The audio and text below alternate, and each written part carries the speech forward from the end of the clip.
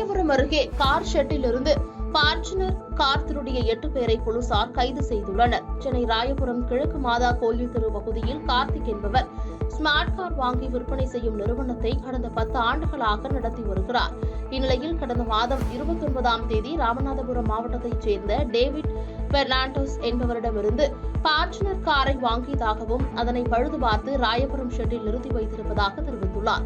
இந்நிலையில் கடந்த 11ஆம் தேதி இரவு வாகனங்களை சரிபார்த்துவிட்டு கடையை மூடிவிட்டு வீட்டிற்கு சென்றுள்ளார். மறுநாள் காலை வழக்கம் போல் கடைக்கு வந்து பார்த்தபோது கார் காணாமல் போனதை கண்டு அதிர்ச்சி அடைந்துள்ளார். இதையடுத்து அருகில் இருந்த சிசிடிவி கேமராவை பார்த்தபோது அதிகாலை மர்ம நபர் ஒருவர் காரை திருடிச் சென்றது தெரியவந்தது.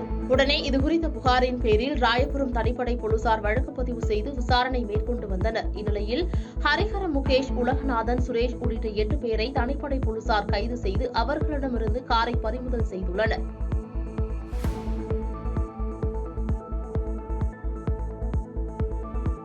பாதகம் செய்பவரை கண்டால் நாம் பயங்கொள்ளலாகாது பாப்பா. மோதி மிதித்து விடு பாப்பா, அவர் முகத்தில் உமிழ்ந்து விடு பாப்பா.